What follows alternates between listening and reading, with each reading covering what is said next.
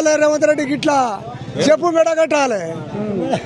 బాగా చేస్తాడు రేవంత్ రెడ్డి. మాకు ఎప్పుడు లేదు.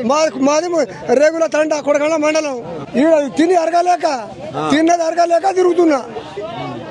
రేవంత్ రెడ్డి గెలిచిన కాడ నుంచి కేసీఆర్ ఉన్నప్పుడే మంచిగా ఉండే. మొక్కాలే ఆయన. ఏ షాపులో చూడు ఊరియా బస్తా 2 తీసుకుంటాడు, 10 తీసుకోపోవా అని మాట్లాడేది. ఇప్పుడు ఒక్క బస్తా తీసుకుందామంటే గతి లేదు. ఇప్పుడు మరి ఎట్లా మరి యూరియా వేయకపోతే పంట పండుతుందా? పంట ఇంకా 2 బస్తాలు ఎక్కువ పడుతుంది. ఊరి వేయకపోతే ఎక్కువ పడుతుంది. ఊరి వేసేది ఒక పడుతుంది. అంతేనా? ఇప్పుడు రేవంత్ రెడ్డి ఇస్తాడు కదా, బొల్లు పడుతుంది. పొద్దున 6 గంటలకు వచ్చినాం. 5 గంటలకు వస్తే ఈ టైం దాకా ఒక బస్తా గతి లేదు. ఏం చేయాలి? 4 గంటలకు మరి ఎట్లా మరి పరిస్థితులు ఉంటే మీరు ఎట్లా మీ జీవనాధారం ఏంది? మీకు డబ్బులు నుంచి రావాలి? డబ్బులు ఎక్కడిది? తిండి లేదు, దుకాణం లేదు, ఏం లేదు. ఇక పొద్దుగా ఉపాసం అంటాను.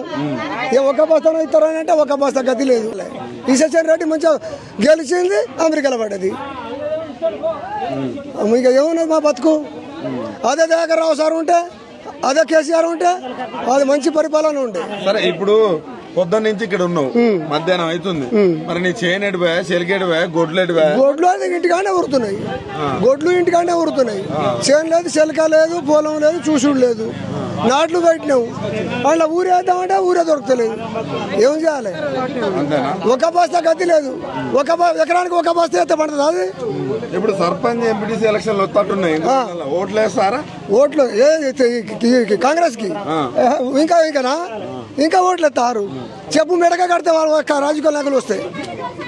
అదే టీఆర్ఎస్ పార్టీ వస్తేనే వేస్తారు, కానీ కాంగ్రెస్ కి జలమల మర్చిపోవాలి. అదే అదే. ఇప్పుడు ఒకవేళ రేవంత్ రెడ్డి ఇట్లా వచ్చారనుకో, ఏమడుగుతాం? మీరు చేసిన బాగా చాలయ్యా, ఇక మీరు ఊకోండి, మాకు వద్దు, మేము ఇది వరకు చేసిన సీఎం మంచోడు అని అంటారు. 2 సంవత్సరాలు కావట్లేదు, ఇంత యాక్ట్ ఎందుకు వచ్చింది?